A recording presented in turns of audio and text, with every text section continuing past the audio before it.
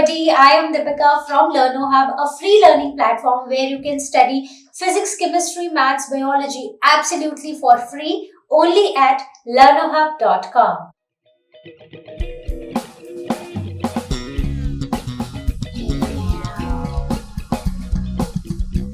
So students, in the last video, we discussed about sex determination. We discussed some of the important terms like alleles, dominance, recessiveness, and now is the time to discuss the most important concept and the most important principles which were given by the father of genetics.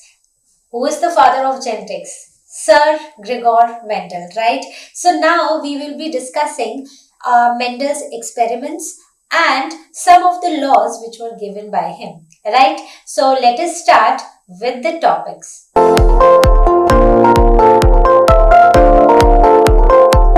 So let us start with our first topic, that is Mendel's experiments on inheritance. So Sir Gregor Mendel, he experimented on a plant which was pea plant, that is the garden pea plant, right? And the scientific name of this plant is Pisum sativum, correct? So the question arises, why he experimented on this pea plant? Why he did not choose any other organism? Say why he did not choose human beings. There were so many around us, right? So there were certain reasons why he only chose the pea plant. So the first is, so many varieties of this pea plant was available and it was available in the alternative forms. So he got many varieties, correct? The second point is pure bred varieties were available. So he got pure varieties which produced the same generations after generations, right? So he used to get the same kind of a plant generation after generation. Third point is these plants, they can be self-pollinated, correct? How? They had male reproductive part as well as the female reproductive part on the same plant, right? So they were able to self-pollinate themselves, and just by removing a female reproductive part or the male reproductive part, these plants, he was able to actually cross-pollinate these plants, correct? So this was the third point. It was easy to self-pollinate as well as cross-pollinate. Then comes the fourth point. So this fourth point is the lifespan of this plant is very short, which is very important. So see, if he wanted to learn about these genetics, how this inheritance happens, so if he studied on human beings, so what will happen? So say he had to study many generations, right? If he wanted to know about those human beings, so he had to study many generations. So the average lifespan is say 60 to 80 years, right? So he won't be able to study many generations. But since the lifespan of this particular plant is very short, so in a year only he could study 2 or 3 generations. So that was very easy and that was very convenient, and many generations were obtained. So he got generations after generations. So in 2 years he would be able to almost study 5 to 7 generations. So he got to know the point why this inheritance is happening, what are those factors which are responsible for this inheritance, right? So these are the important points that you should remember, correct? And students, just remember, from Mendel's experiments, there are many important questions that are being formed in the previous year questions also. So you have to understand this topic very, very nicely, right? So we'll be studying about more like monohybrid cross and dihybrid cross, which are very, very important. So let's see our next topic. Now, Mendel selected 7 pair of contrasting features in the plants and performed his experiments. Sometime he took the varieties, 2 different varieties, with a single feature, like he studied just a single feature, say the color of this coat or the seed shape of the seed. So sometimes he crossed those pure varieties with those 2 contrasting characteristics, or sometimes he chose 2 characters from the from both the varieties, right? So that is what we call them as monohybrid and a dihybrid cross, which we will be studying later in detail, and those are very important.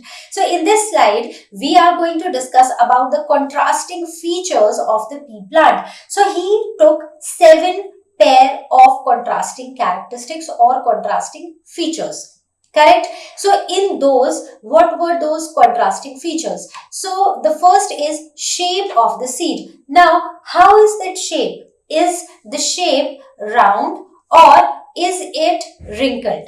Right. So if you have ever helped your mama in the kitchen or your father in the kitchen, so today we'll make matar paneer. So who will open the pea, right? Who will collect the seeds? So you must have observed there are round seeds and some of them are very wrinkled. So round one looks very nice. That this, yes, this is a good seed, right? So they either they are round or they are wrinkled, right? Then the next is color of the seed. So the color is either yellow or it is green, right? The seed of this color, the color of this seed, sorry, either it is yellow or it is green, right? The next contrasting feature that he took was the color of pod.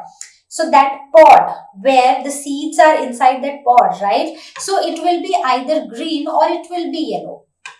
Correct. Then next is shape of pods. So how do these pods look like? Is it full or is it constricted? So you must have seen these peas, these pods, right? So when you go out, you buy these, you have to make a matar paneer and you, mama asks you to go and buy some matar. So you always go and buy these, the one which looks full, right? And not these constricted ones, right? So these are the two shapes of the pod. So the 4 that we studied, one is the shape of the seed and the second is the color of the seed. Next is shape of the pod and the 4th one is color of the pod. Correct? Now, next is plant height. So you will see many experiments, many crosses based on this height, right? So either it will be tall or it will be short. Right? Then is position of the flowers. So how do these flowers look like? So they are at leaf junctions. Where are these flowers? At the leaf junctions or on the tip of the branches. So if this is a branch, so it will be here. Right? Then the last one is flower color. So what is the color of the flower? Is it purple or it is white? Correct? So these are the 7 pairs of contrasting features.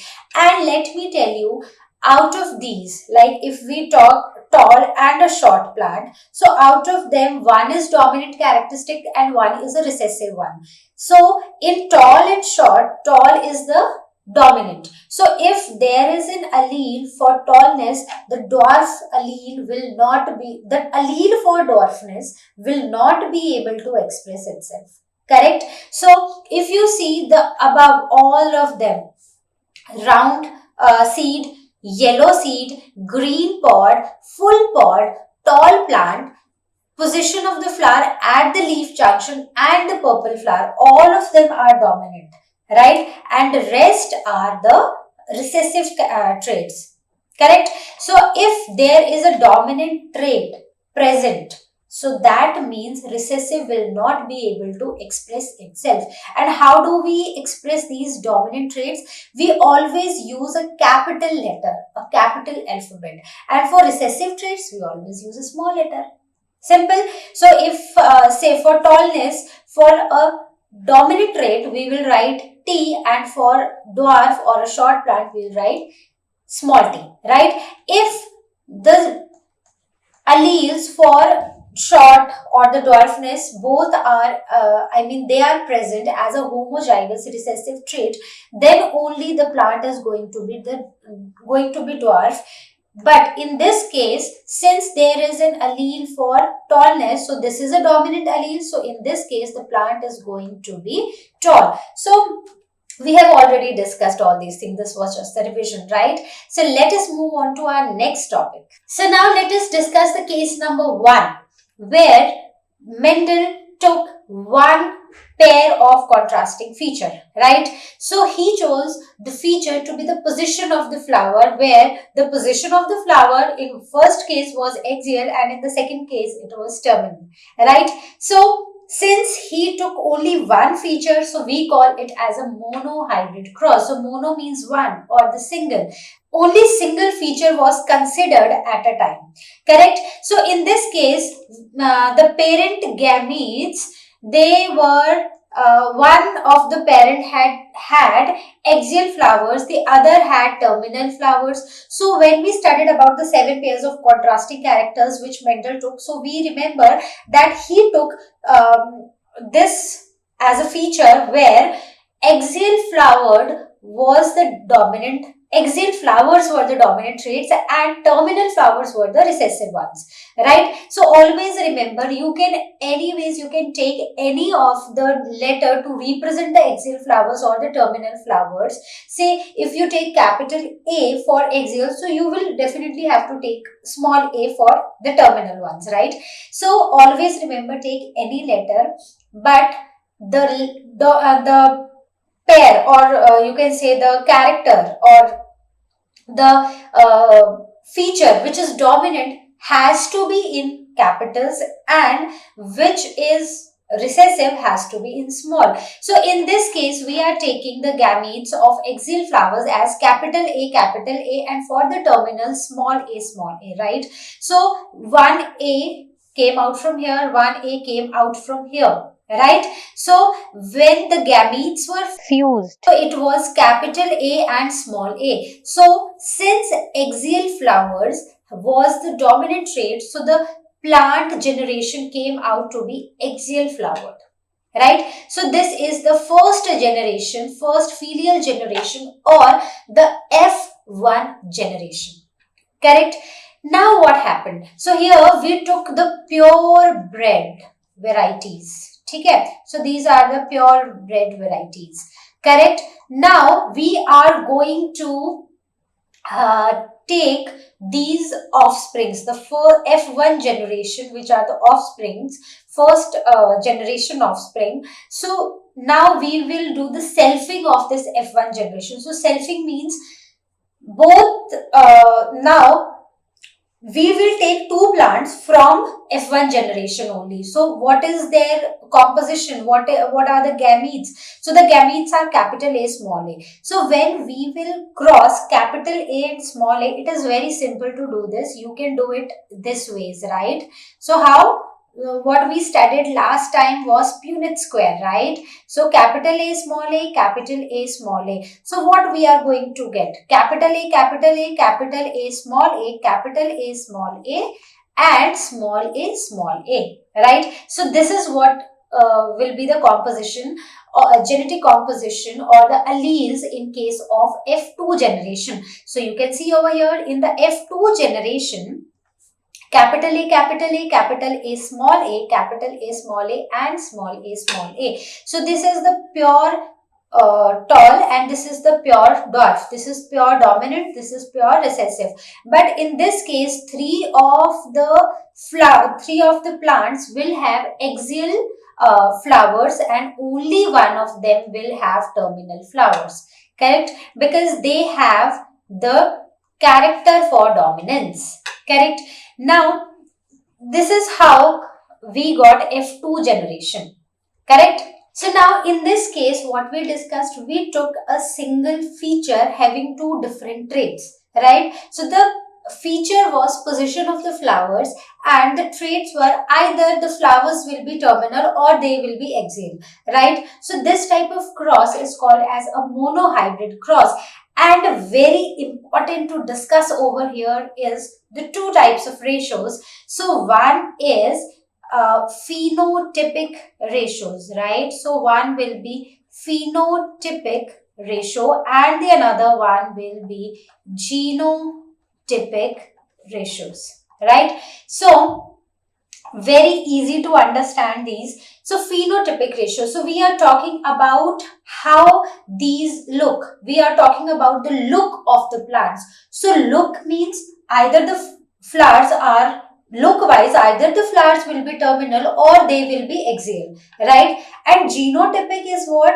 What is inside the genes? What are the features of the genes, right?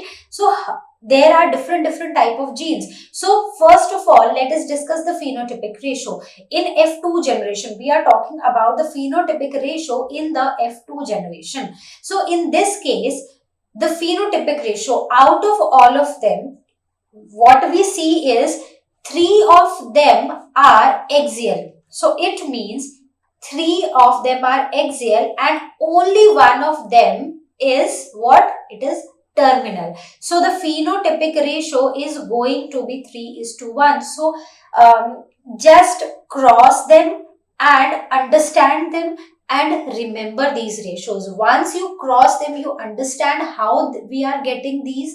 So you will automatically remember these ratios, and sometimes these ratios are directly asked in the exams. Correct. Next is the genotypic ratio. So we are going to talk about the gene features. How what are the genes inside them? So if you look carefully, there are 3 types of genes. One is capital A, that is pure dominant. So this means it is of only one type, right? So this is one.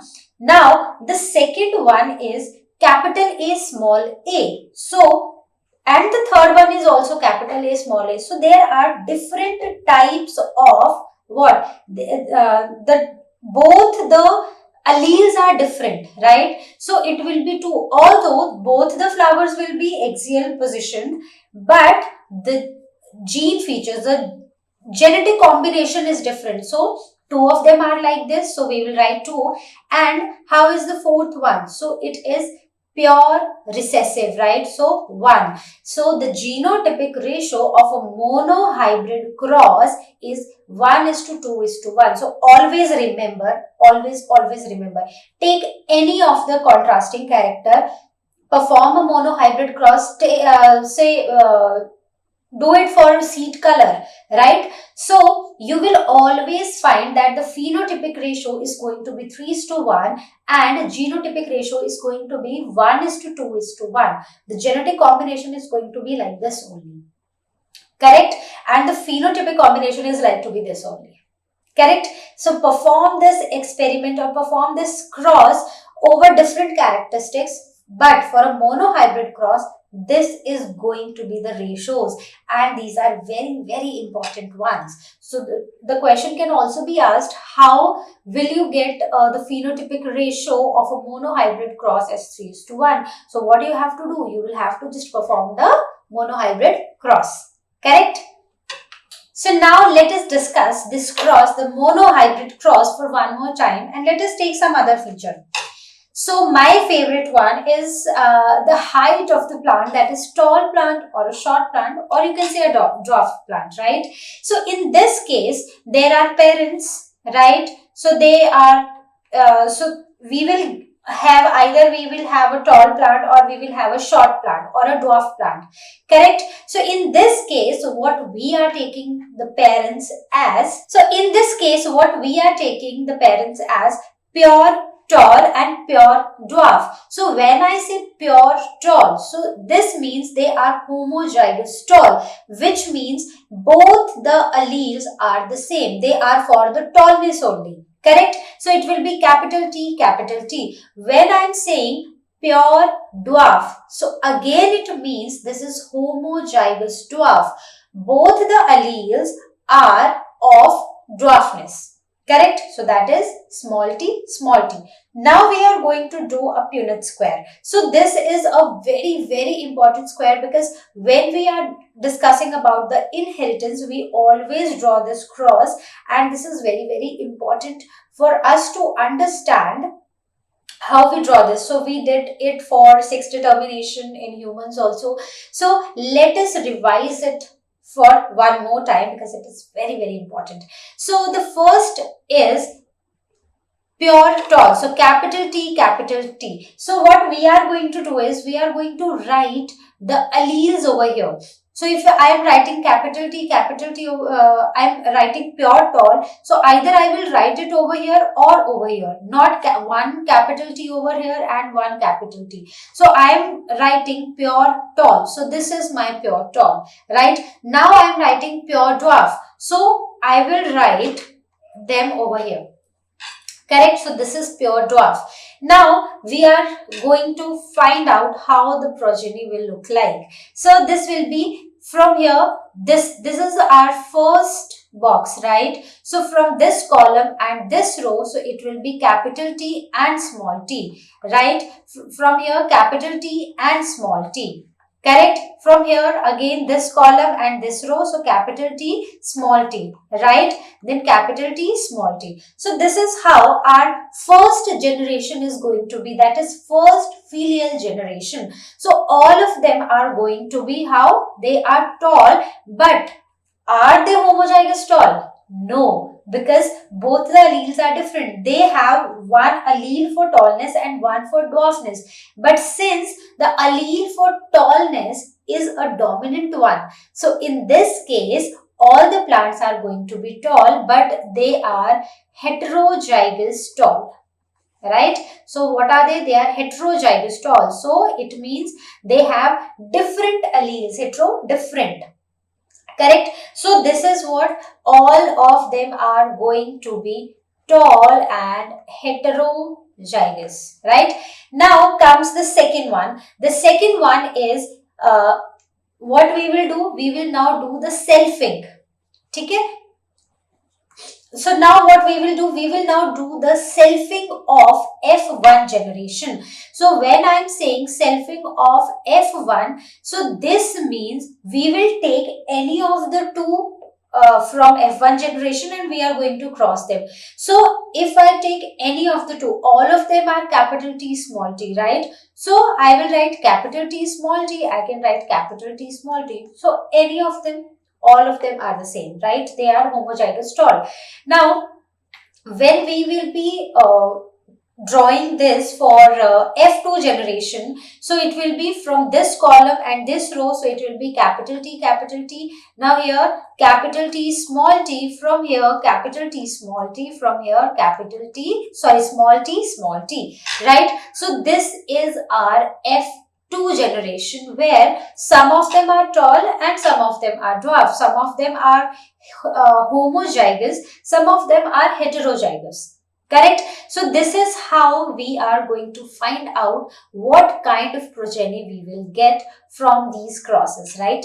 So if you see, now we will again come to the very important part, that is the ratios, the genotypic and phenotypic ratios of F2 generation. So in case of F2 generation, it is very clear. Let us first talk about the genotypic ratios. So how is the genetic combination? So if you see, this is capital T, small t. So is there any, capital T, capital T. So is there any other over here having the same genetic composition? No. So this is one.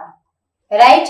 Now comes the next one, that is capital T, small t. So is there any other individual in F2 generation which has the same genetic composition? So yes, there is one more, that is capital T, small t. So it is 1:2, and so we discussed this, we considered this, we considered this. Now the last one is small t, small t. So is there any other small t? No. So it is going to be 1:2:1. So remember, the genotypic ratios in case of a monohybrid cross are going to be this, right? So when we are crossing pure tall and pure dwarf, correct? Then comes the next one, that is phenotypic ratios. So phenotypic ratios, we are just going on the appearance of the plant. Is it tall or is it dwarf? We are not going to talk about the genes, the alleles which are present inside them.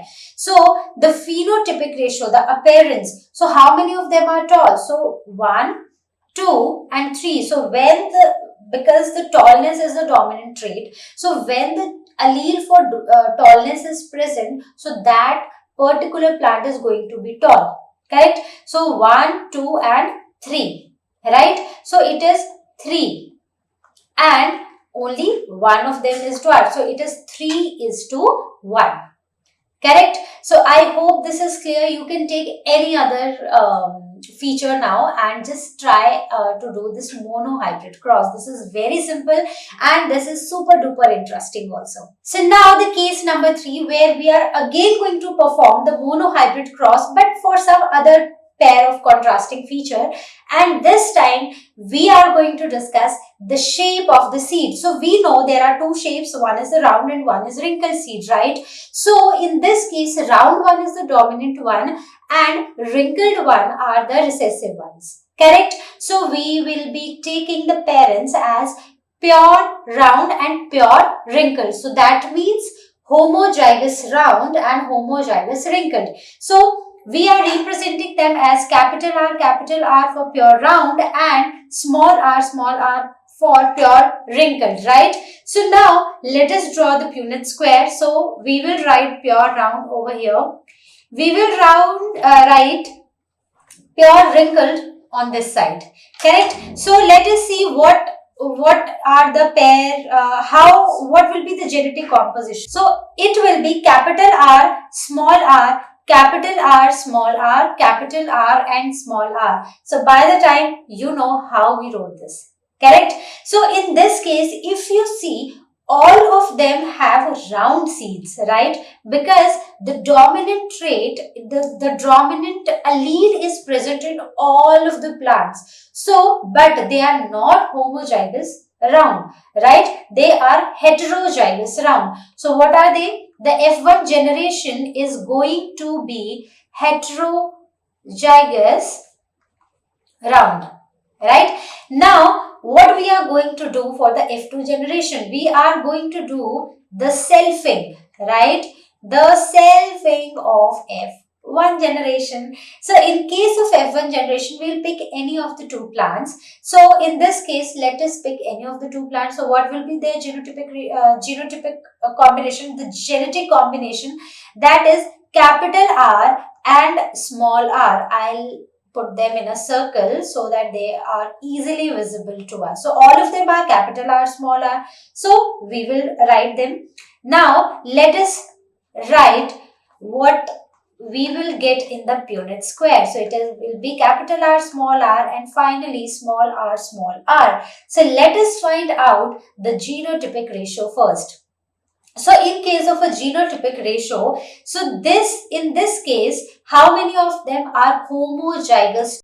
So only one of them is homozygous. So it is 1:2. Now, what is the second one? That is heterozygous. That is capital R and small r. So 1:2, 2:2, and what is the fourth one? That is homozygous, right? So 1:2, 2:1, correct? Now that is the phenotypic ratio. Now phenotypic ratio, we are just going to talk about the appearance, right? Nothing else. So in this case, how many of them are round? So 3 of them are round and 1 of them is wrinkled. So this is again the same ratio that we obtained in the last two cases, right? So the genotypic ratio, when we take pure parents, so in that case the genotypic ratio is going to be 1:2:1 and the phenotypic ratio is going to be 3:1 in case of F2 generation. So remember, this is F2 generation ratios, correct? So I hope now it is crystal clear to all of you. Now we will be talking about the generalized principles based on the experiment. So there are some principles which have been generalized based on the experiments that we studied. So the first one is each pair of contrasting characters depends on the pair of genes. So what are the pair of genes that what are the characters that depends on the genes that are present? So that is true, right? Second one is each individual carries such genes in duplicate. So obviously these genes are duplicated in humans, right? So we have the copies of these genes. Third one is an individual produces gametes which has only one member of each pair of genes. So we have a gene which has two alleles, right? A character which has two alleles. So every individual, if we talk about a gamete, so these pair of alleles, they separate out each other, right? So a gamete will contain only one pair of, not pair, but out of the pair only one allele. So if that individual has say that we are talking about the height of an organism, so that particular individual might have the gene for tallness also and a gene for dwarfness also. So in the gamete, either there will be a gene of tallness from one parent we are talking about, or there will be a gene of dwarfness, right? Then fertilization of gametes restore the duplicate conditions of the genes. So that is true, right? So during fertilization, this duplication conditions, it gets restored, right? Then sex cells with respect to genes they contain get fertilization at random. So that is true. Some so see, there are one allele in one parent, one allele in another parent, and when fertilization happens and zygote is formed, these alleles they come in pair, correct? Now, coming on to the next type of cross, that is a dihybrid cross. So, as the name suggests, so we are taking two characteristics at a time, right? So, two pair of contrasting characteristics we are considering in this case. So, it gives the result according to the two pairs of contrasting characteristics, and so the genotypic and phenotypic ratio will change, right? So, Mendel did a lot of experiments with two pair of contrasting characteristics, and one of them was shape and color of the seed, round and yellow and wrinkled and green. So just recall the diagram, the table that we studied related to the 7 pair of contrasting characteristics that he considered. So out of them, round and yellow seeds was a dominant characteristic, whereas wrinkled and green seed was a recessive trait, right? So these two were recessive traits. So round is represented with capital R, yellow is represented with capital Y, wrinkled is represented with small r, and green is represented with small y, right? So what we are going to do is, so we are going to cross homozygous round and yellow and homozygous wrinkled and green seeds, right? So we are going to cross them. So after we cross them, the progeny or the offspring that were produced, they all were round and they all were yellow seeds, right? But they were heterozygous round and heterozygous yellow, right? So this was the combination that we got in the F1 generation, correct? If for F2 generation, what do? We do the selfing of F1, right? So all the progeny that we obtained in F1 generation, they were heterozygous round and yellow, correct? So now what we are going to do is we are going to cross these two. Capital R, capital Y, small y. And when we crossed them, what did we get? We got these, right? What we got? Now, how are we going to write them? So, we are going to write them as one character at a time. So, here we are going to, so let us first say this is the one, right? So, how many type of gametes will be formed in from this particular parent? So, it will be one will be capital R, small r. So, we can write it capital R, then there will be small r, capital Y, small y. So, one will be capital R, capital Y, one will be capital R, small y, one will be capital R, small r, capital Y, and the last is going to be small r and small y. So these are going to be the gametes, the cells which have the combination can be this in the cells, right? So this the same will be in the case of another progeny because all of them has the same type of gametes, right? So we wrote them capital R, small y, capital R, capital Y, capital R, small y, small r, capital Y, small y, right? So we wrote all of them, right? So these are the female cells, these are the male cells, and now again we are going to draw a Punnett square, the same that we did in the last one, right? So this is the Punnett square. So let them draw this on our own so that we can understand it better, right? So now let us do the selfing of F1 generation. So in the F1 generation, we got capital R, capital Y, small y, right? So what will be the possible combinations? So it will be, we will be considering this as the parent, because we are doing the selfing of F1 generation, right? The selfing of F1 generation, right? So let us find out the gametes. So what will be the possible combination? So it will be capital R, capital Y, capital R, small r, capital Y, and small r, small y, right? So it is going to be the same in both the parents, as both of them has the same combination, same gametes, right? So let us write over here. So capital R, capital Y, capital R, small r, capital Y, small y, right? And the same over here.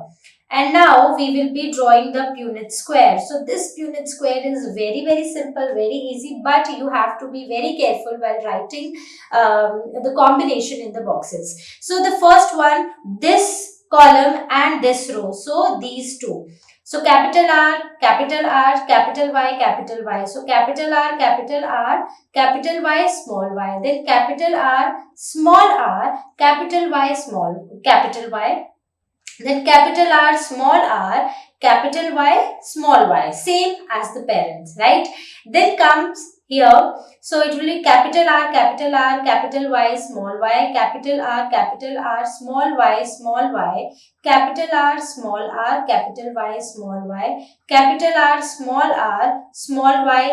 y. Then comes over here, right? So let us write all of them. So this is our Punnett square. We have filled all the columns with the possible combinations that we might get. So over here, let us first find out the phenotypic ratio of a dihybrid cross. So what is this phenotypic ratio? The appearance. We are just looking at the appearance. What is the color and how do they look? Are they round or they wrinkled? Are they green or they are yellow?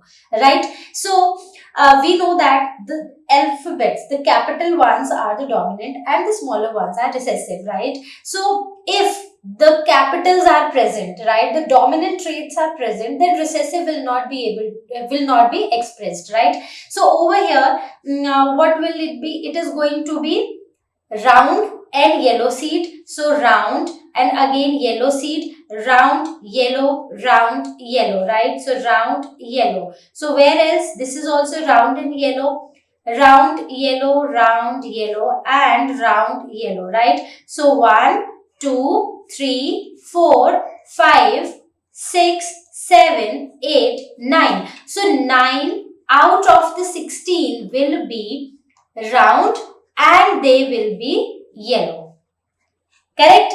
Now, the second trait which is possible, that is, let's take this round and green, round seeds and green seeds. So it will be capital R, small y, right? So 1, right? This is 2 and whereas this is 3, right? So 3 out of the 16 will be round and the color will be green. Correct?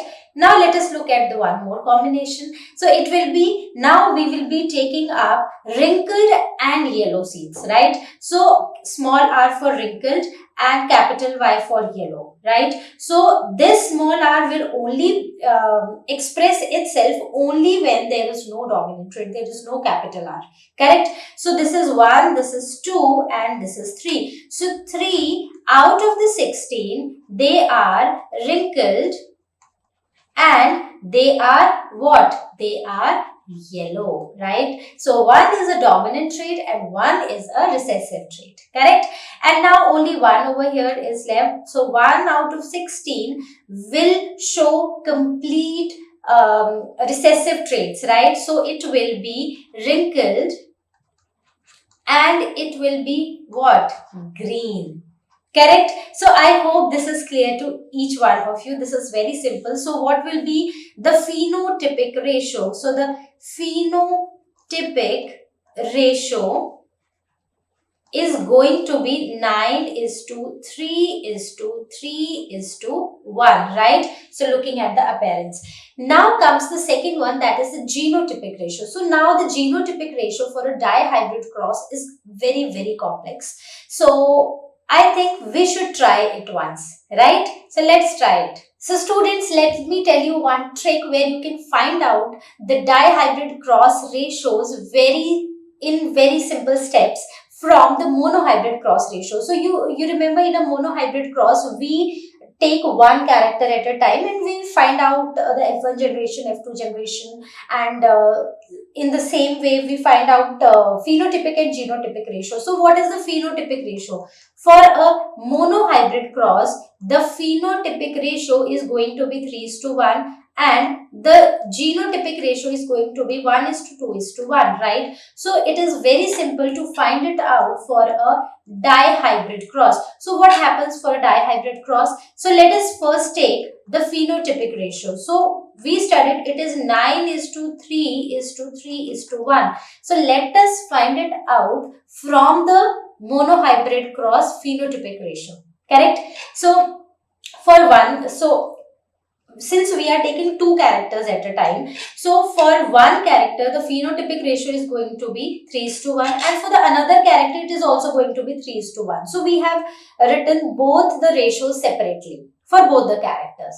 Correct? Now we just need to do what? We just need to cross multiply them. So 3:3 is 9, 3:1 is again 3, not again but 3, then 1:3 is again 3 and 1:1 is 1. So what is the ratio? So 9:3:3:1, the same that we wrote over here. Correct?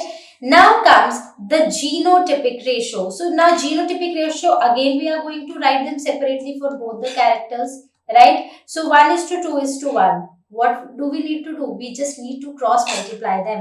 So 1:1 is 1, then 1:2 is 2, then 1:1 is again 1, then starting with 2, so 2:1 is 2, then 2:2 is 4, then 2:1 is 2, right?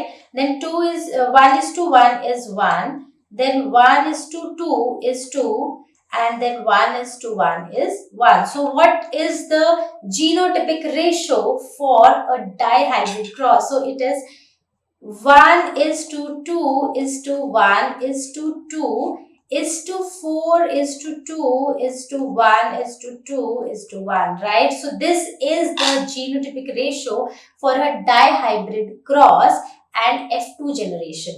Correct? So simple and easy to find out, right? So now, depending on what Mendel observed in his experiments, he gave three laws.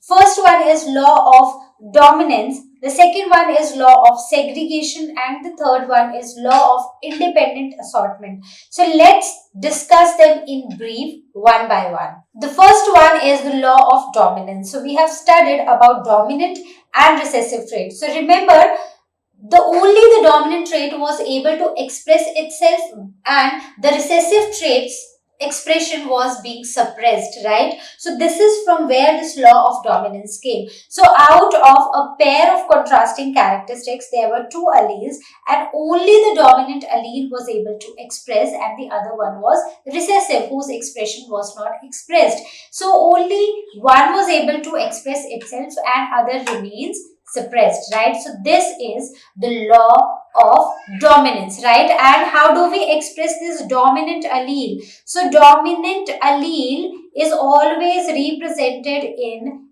capitals, right? So it is represented in capitals, and the recessive one is expressed in small letters, right? So this is how, say, the allele for tallness will be capital T and allele for dwarfness will be small t. So if capital T and small t are present together, so only capital T will express itself because it is a dominant trait, and the expression of small t will be suppressed.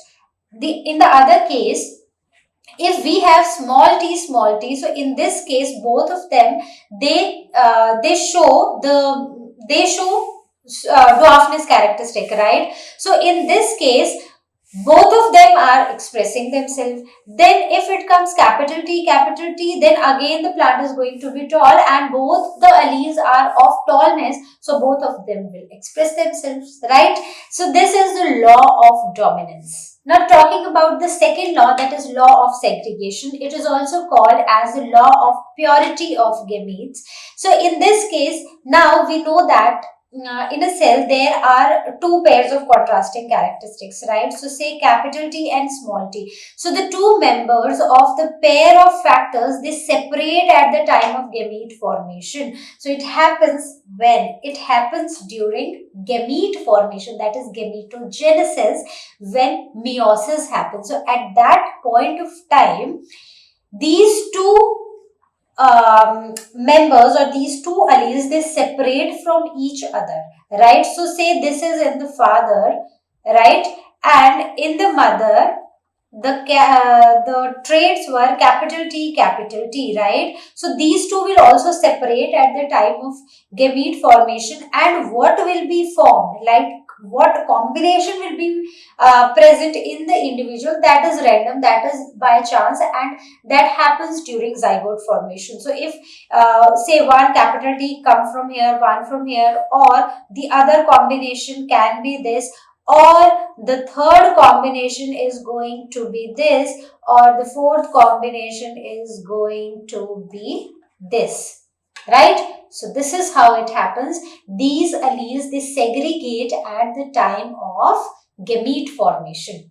Correct? Third law is the law of independent assortment. So this case comes when we are considering more than one character at a time, right? So at that particular time, which happens in the cell, so say there are two pairs of contrasting characteristics that we are considering. So how will the alleles be distributed, right? So it is independent of these two characters are independent of each other. The distribution of the alleles of one character into the gamete is independent of the distribution of alleles into the another character. So basically, if we have a character for tallness and the another is the characteristic for the hair color, right? So there is no particular combination of hair color and the height of that particular say individual that will go together. So these are distributed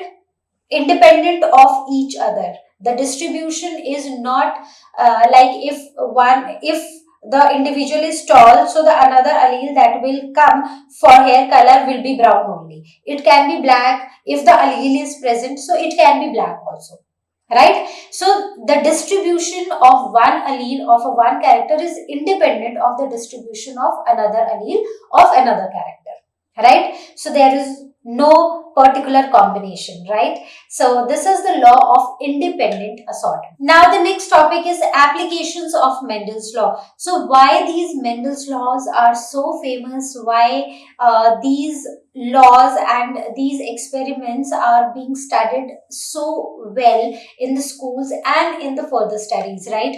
So these Mendel's ideas, these Mendel's laws, they give us the ideas of new combination that can happen in a particular organism. So how the hybrid progenies are produced and what can be their frequencies. So looking at the alleles of the organisms, so how the new combination will be produced, what will be their frequencies, these all say ideas we can like calculate using the Mendel's experiments and their laws.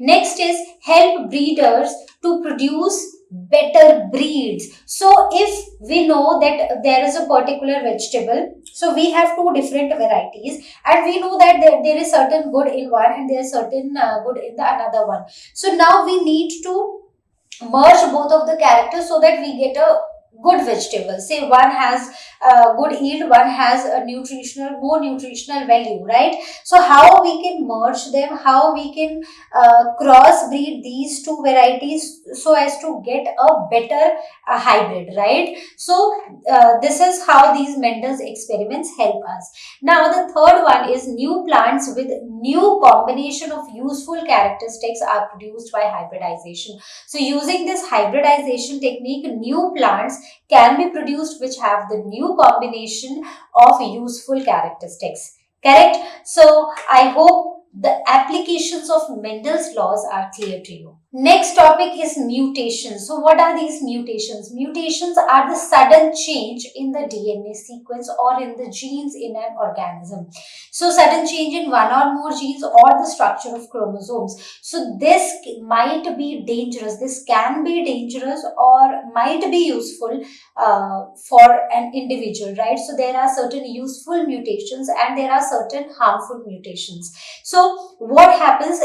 Basically, the hereditary material changes. So when, say, if there is a DNA sequence, if there is some, say, base and we replace it with another base, right? So what will happen? Entire coding, entire protein sequence will also change, because finally these DNA sequences, they code for proteins. So that particular protein has certain function in our body, and if our body does not get that protein, so it might actually be useful or it can be harmful to us, right? So it alters the hereditary material in an organism and results in the change in certain characteristics. So our characteristics, they change.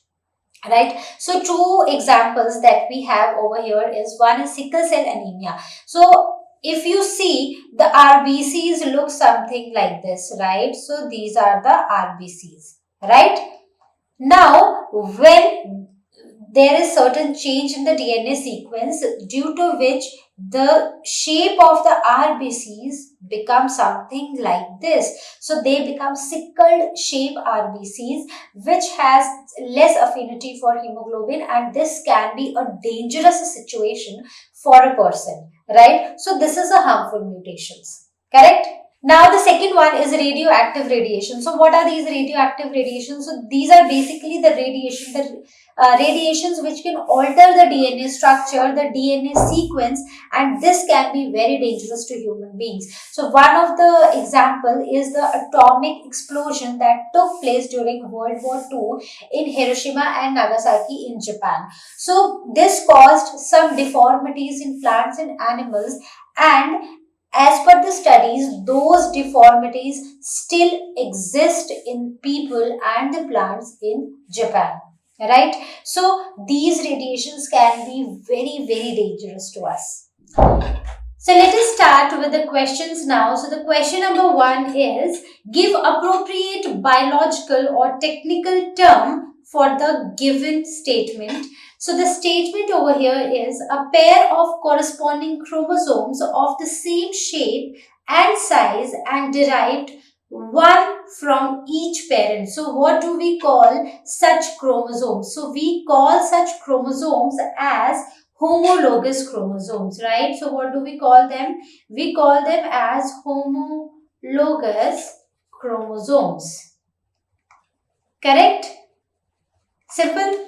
Let's see our next question. Question number 2, choose the correct option. So the question is, in a human male, a sperm will contain. So we have studied about sex determination. So we know that in a human female, there are XX chromosomes, and in a human male, there are X and Y chromosomes, right? So what in a human male, the sperm can contain what? So it can either contain X chromosome or Y chromosome, right? So both X and Y chromosome, only Y chromosome, only X chromosome. So either X or Y. So the correct option is either there will be X chromosome or there will be a Y chromosome. So only one of them will be there. Correct? Now the question number 3, identify the odd term in this set, right? So the odd term, there is a chicken pox, color blindness, hemophilia and albinism. So what is the odd term? So if you see, all of them are certain diseases, right? So these are the diseases, the color blindness, hemophilia and albinism. What are these? These are the hereditary diseases, right? But chickenpox is not a hereditary disease. So what will be the odd term? Chickenpox is going to be the odd term. Correct? Now the question number 4.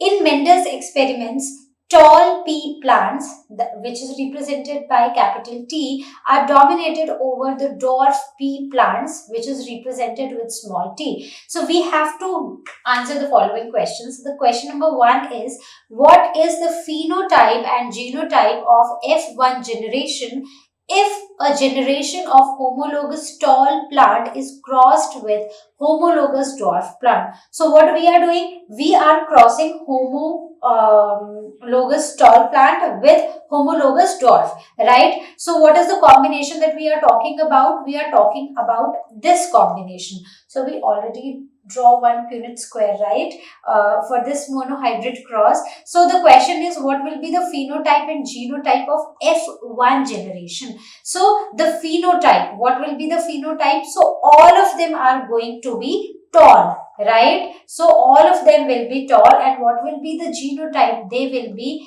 heterozygous tall, right? So let us draw it once again. So we have, so I am drawing a small Punnett square. So it will be homozygous tall and homozygous dwarf. So it is going to be this. The combination will be capital T small t, right?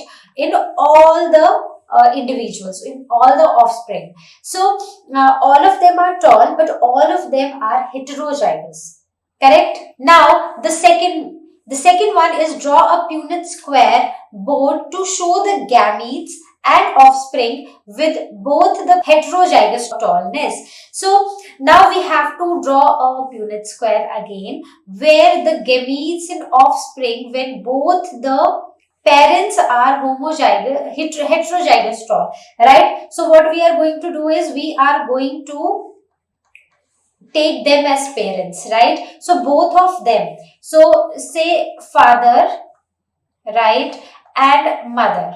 So father is what? He is heterozygous tall. So it will be capital T small t, and mother is also the same. So what will be the gametes? So gametes will be capital T and small t, and the same gametes, capital T and small t, will be there in the mother also, right? So we need to just draw the Punnett square. So we have shown the gametes, and now it's time to find out the offsprings, right? So it will be capital T small t, capital T small t. So actually what are we doing? We are just selfing the F1 generation, right?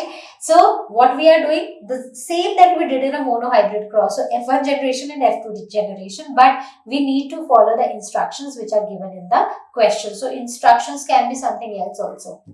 So it will be capital T, capital T, capital T, small t, capital T, small t, and small t, and small t, right? So this is going to be our Punnett square.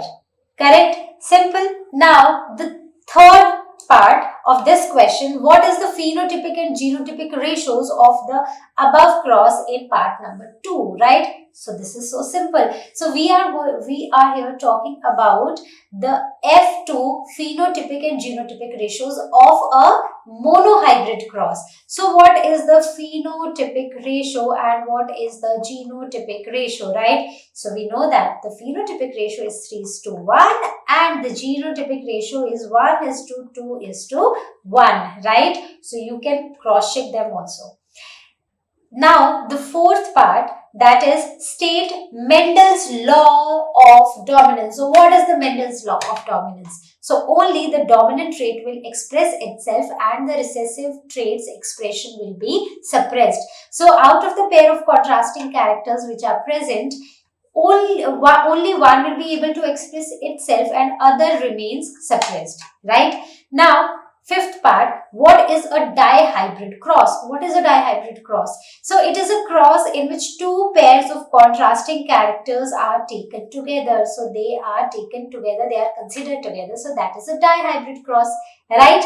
Clear and simple. Let's see our next question. Question number 5. A pea plant which is homozygous for green pods which are inflated, and the combination is given to us. So capital G shows green pod and inflated is represented with capital I, is crossed with homozygous plant of yellow pod which is constricted. So yellow is with small g and constricted is with small I. So we have to answer the following question. So here what we are talking about, we are taking two pair of contrasting characteristics. So we are talking about a dihybrid cross. So whatever questions that we get over here is we have to answer for a dihybrid cross. So remember, we can always draw a Punnett square. We can always do that long calculation of those F1 generation, then coming to the F2 generation, drawing the ratio out of them.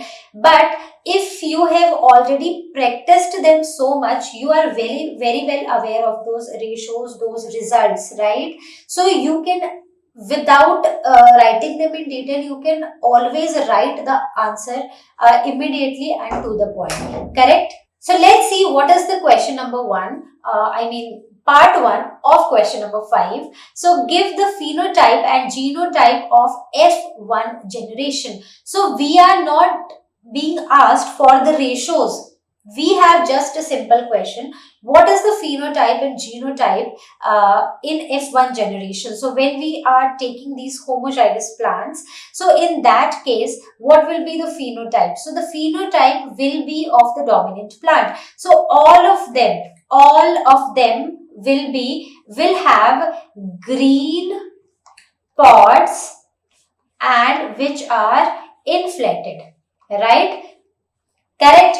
Now the same is the case when we crossed a homozygous round and yellow seeds with wrinkled and green seeds. So what we got the dominant traits, right? We got round and yellow traits in the F1 generation. All of them were the same, right? So in this case, just to make things clear, so this is what we are going to get in the combination of gametes that we are going to get in each and every offspring, right? So they will be green, there will be green pods and they will be inflated, correct? Then comes the second part, what is the phenotypic ratio of F2 generation? So in case of F2 generation, so you remember the phenotypic ratio. So it was, what was it? It was 9:3:3:1, right? So this was the phenotypic ratio, right? So when we are considering the homozygous plants, so it is going to be the same, right? So the dihybrid ratio for F2 generation, phenotypic ratio for F2 generation is going to be the same, correct? So I hope this is clear. You can always solve that answer, but when it is not required, don't do that. Just before going to the exam, practice all of them. Practice this dihybrid cross, take different combinations and find out the answers. You will find out that you will get the ratio same in all the cases, correct? Now the third part of the question number 5, state Mendel's law of segregation of gametes. So we know that it is also called as the law of purity of gametes. So the two members of pair of factors, they separate during the gamete formation. So the two members, so if it is G, say capital G, small g, capital I, small I. So if we are talking about this, so during the gamete formation, these will separate from each other, right? Now, what is the scientific name of the plant which Mendel used for his experiments on inheritance? So that is a pea plant and the scientific name is, or you can say the garden pea plant and the scientific name is Pisum sativum. Now, or you can also say sativum, right? So Pisum sativum. Now, if you see, I have written this in italics. So remember students, whenever you are typing a scientific name, you will also have to type it in italics, but when you are writing it with your hand, you will always write it and you will underline it, right? So always remember this rule. Now, since I was writing it, not typing it, so I underlined these two words, but when I typed it in italics. Correct? Okay. Now, the question number 6. Study the following cross and then answer the questions. So, we have a cross where we are going to talk about a couple. One is a color blind man and mother is a carrier of that particular disease, right? So in that case, we have to study this cross and we have to find out the phenotype of the offspring, which are numbered 1, 2, 3 and 4. So looking at the phenotypic ratio, so what is it? It is a color blindness disease, right? So it is a color blindness. Now, this color blindness is X-linked disease. So which means the chromosome, the gene for color blindness will be located on the X chromosome, right? So in this case, the phenotype of the offspring in 1. So this is a color blindness, right? So this O or the knot, it above this X represents that this particular X chromosome has this color blindness gene. Correct? So this means this female is a color blind. So when this knot or O is present on both the X chromosomes in a female, so XX is a female and XY is a male, right? So this is what we know. Now, so this is a female. Who is this? This is a female who is color blind, right? Because both the X chromosome has that particular color blindness gene. So she is a color blind female. Now next comes XOY, right? So now since this is an X-linked disease, so in case of males there is only one X chromosome. So if on that X chromosome these color blindness genes are present, so that individual is going to be color blind. So in this case, this is a color blind male. Correct? Next is XY. So there are no color blindness genes that are present in this individual. So this person is going to be normal male. Right? Then next is X naught X. So this means X naught X is what? So it is that this particular individual or the offspring is a female who is the carrier of the disease. So this particular individual is the carrier of this disease. Correct? So I hope this is clear to everyone. Now, so we have now written the phenotype of this particular offsprings. Right? Now, coming on to the next one, that is give the phenotypic and the genotypic ratios of the above cross. So what will be the phenotypic and genotypic ratios? So very simple. Out of them, how many are color blind? So if we talk about a phenotypic ratio, so out of them, 2 are colorblind, right? And 2 seems to be normal, because looking at their vision, they don't seem to be colorblind, and we don't know whether there is some gene present on them which has those color blindness genes or not. So it is 2:2, right? Now coming up on to the genotypic ratios. So if we look into the alleles, right? So when we see the combination, we found out that out of all of them, 2 are clearly color blind, 1 is normal and 1 is carrier. So it is 2:1:1. Correct? Simple and clear. Now let's see our next question. Now the question number 7. A family consists of parents and their 5 children, and the pedigree chart below shows the inheritance of a trait color blindness in them. So this is a pedigree chart of a family having 5 children. A couple has 5 children, and this shows this pedigree chart is for color blindness. The disease is color blindness, right? So when we studied about this pedigree analysis, so the very simple thing that we know is square represent males and circles represent females, right? So this is father, this is mother, and these are the 5 children. So these two are daughters, so these 3 are daughters and these 2 are sons, right? There is one more thing that we studied, is that if the circle or the square or any shape that we are discussing is hollow, so this means that particular organism or that particular individual is not showing the symptoms of that disease. But if that particular shape is filled or is a solid shape, so this means that particular individual is showing that particular disease, correct? So the first question is, keeping in mind all these points, let us see what is the first question. So who is the color blind in the parents, father or mother? So we know that this represents what? Square represents a male. So this is going to be father, right? And since it is a solid shape, so it is filled with some color, right? So father is affected with this disease of color blindness. Then second is, how many daughters and how many sons have been born in the family? So in the family, so 1, 2 and 3. So this is a female, female, female and male, right? So there are 3 daughters and there are 2 sons, right? Correct. Now let's see our next question. Now the next question is, what does the child 1 indicate about this trait? So this is the child 1, right? So what does this child indicate? This indicates that she is a female and she is color blind, right?